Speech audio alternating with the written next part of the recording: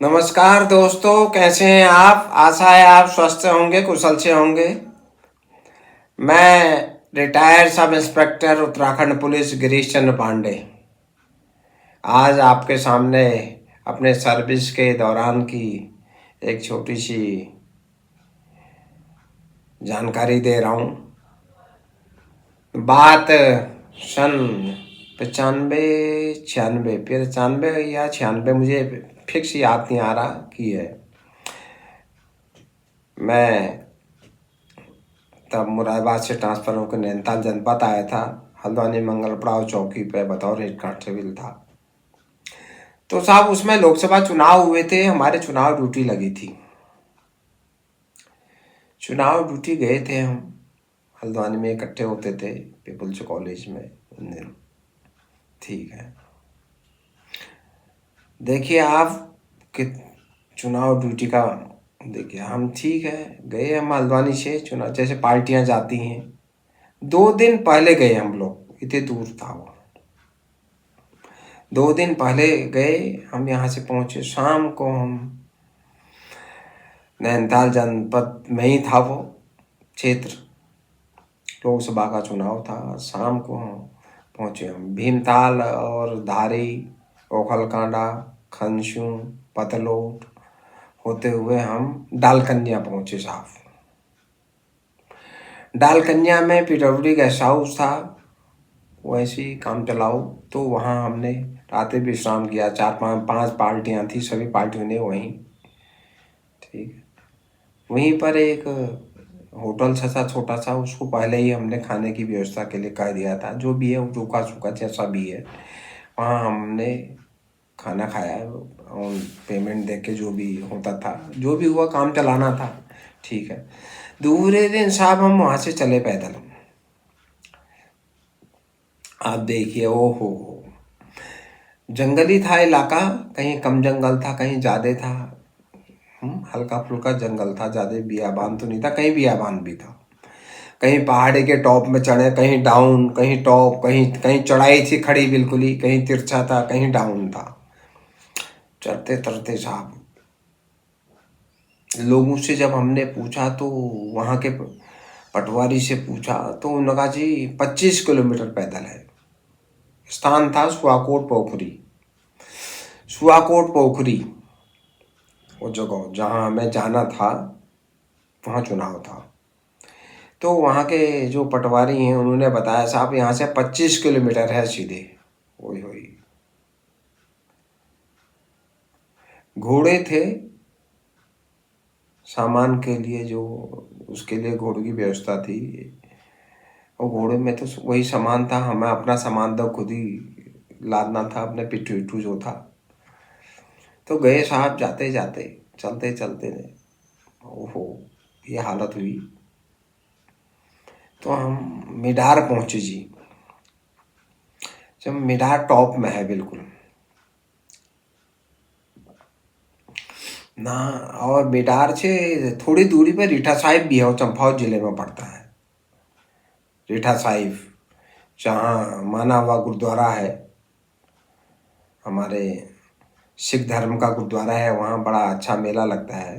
तो उससे पहले मिडार, मिडार टॉप में है साहब। वहाँ पर दुकान थी, एक घर था। तो पता चला कि वहीं के प्रधान जी का घर है ये, और दुकान भी थी छोटी सी चाय पानी की। तो हमने उनसे रिक्वेस्ट करी, अब भूख भी लग गई थी, लगभग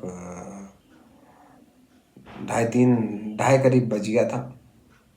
सुबह से चलते चलते कहीं चढ़ाई कहीं डाउन, सुबह ही चल दिए थे।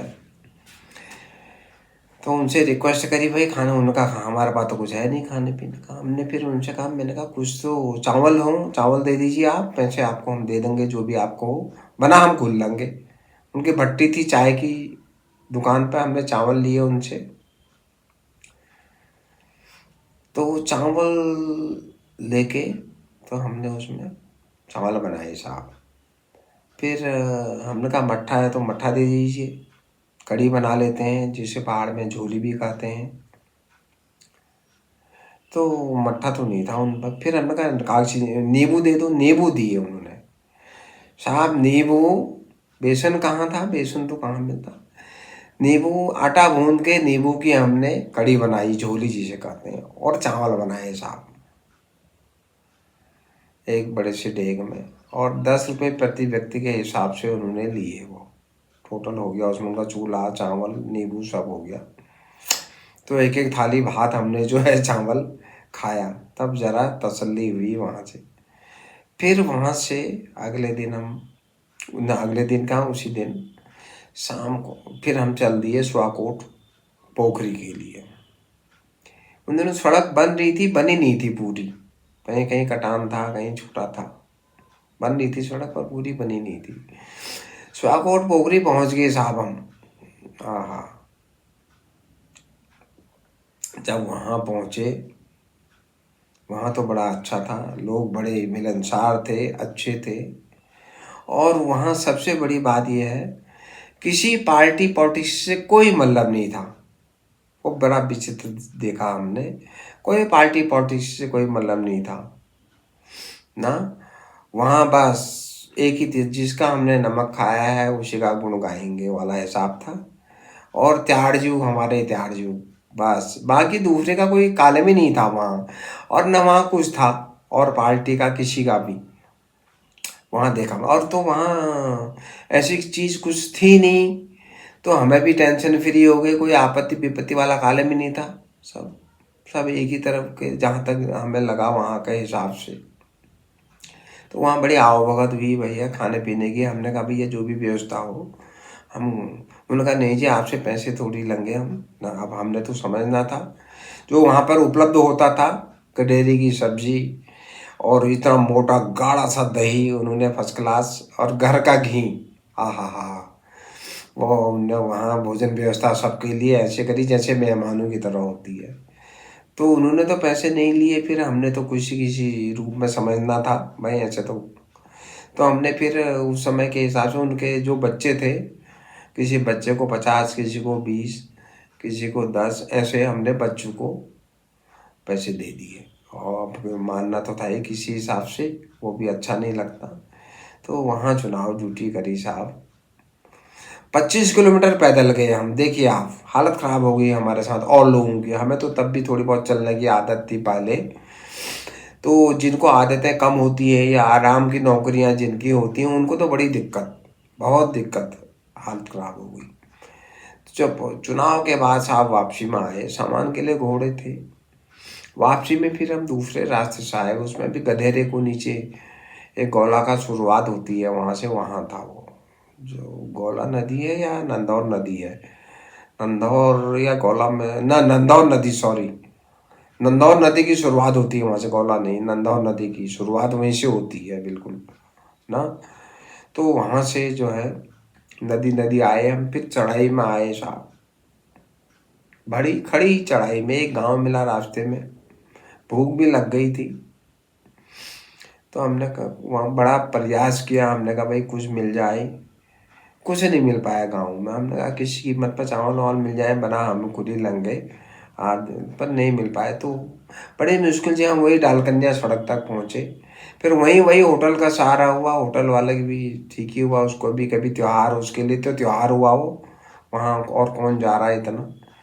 तो उल्टा सीधा जो भी बनाना था उसने बनाए फिर खाना, ठीक है ना। तो वहाँ से फिर हम आए साहब। ये है हमारी 95-96 लोकसभा चुनाव की जनपद नैनीताल की वो ड्यूटी, जिसमें 25 किलोमीटर हमें पैदल जाना पड़ा साहब, 25 किलोमीटर पैदल, ठीक है। आपको ये कहानी कैसी लगी, लाइक करें, सब्सक्राइब करें और कमेंट करें, ठीक है। नमस्कार, धन्यवाद।